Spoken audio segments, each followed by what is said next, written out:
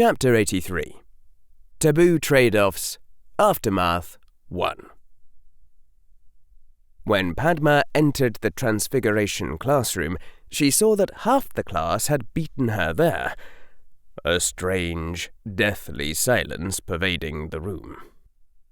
Harry Potter sat alone in one corner, staring off into some unknown distance, his eyes half-lidded, nearly closed. Rumour said that the Aurors had discovered that the defence professor had polyjuiced as Granger to fool Malfoy. Rumour said that Hermione had been bound by the unbreakable vow to be Draco Malfoy's slave. Rumour said that Hermione had gotten a Dementor's kiss. But if that were true, Harry Potter wouldn't be sitting there. He would be... Padma didn't know what General Potter would do. Her mind went blank, trying to think about it. Even when Professor McGonagall got there, the silence hadn't broken. The Transfiguration Professor walked up to the board without a pause, erased it with a sweep of her hand, and then began to write. "Today, children," began the calm, professional voice of the Transfiguration Professor, just as though nothing out of the ordinary had happened that week.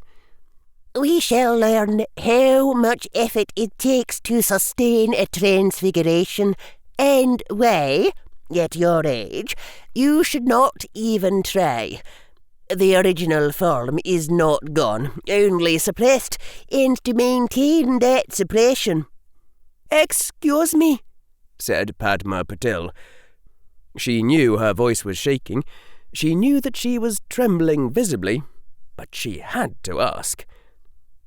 "Excuse me, Professor, what happened with Miss Granger?"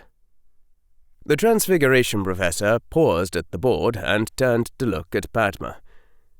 The Professor should have looked stern, having been interrupted without a hand being raised, but instead her face was kindly.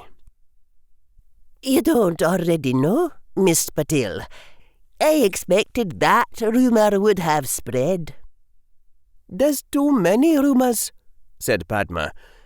"I don't know what's true." Morag McDougal raised her hand, then said without waiting to be called, "I told you, Padma, what's true is that the Wizengamot found Granger guilty and ordered her to get the Dementor's kiss, and they brought in the Dementor, and Harry Potter glued it to the ceiling and wouldn't let it down until—" "Oh, dear Merlin," said Professor McGonagall, her expression growing sharp, but then she visibly calmed herself. "The affair was utterly ridiculous, and I shan't go into detail. Let it stand that Miss Granger is resting with Madame Pomfrey for now, and coming back to classes tomorrow.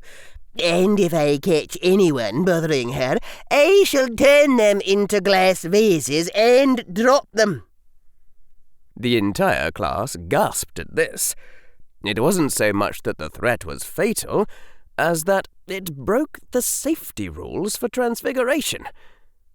Professor McGonagall turned back to her board. From a corner of the classroom, another voice rose up. "What about Professor Quirrell?" said Terry Boot. "Has he been arrested?" "The Aurors are only detaining him," said the Transfiguration Professor without turning around. "If they've not given back our defence professor by tomorrow, I shall ask the headmaster to go fetch him. Though I may as well tell you now that the Board of Governors has scheduled a vote on whether Professor Quirrell's battles shall be allowed to continue." Kevin Entwistle spoke. "And General Malfoy, when's he getting back from St. Mungo's?" The Transfiguration Professor paused in her drawing.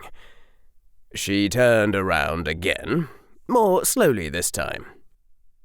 "I am sorry, Mr. Entwistle," said Professor McGonagall. Her face looked a little more lined than when she had entered the room. Mr. Malfoy's health is in no danger, I'm given to understand. Unfortunately, I have received an owl from Mr. Malfoy's father, withdrawing him from Hogwarts. I'm afraid he's not coming back.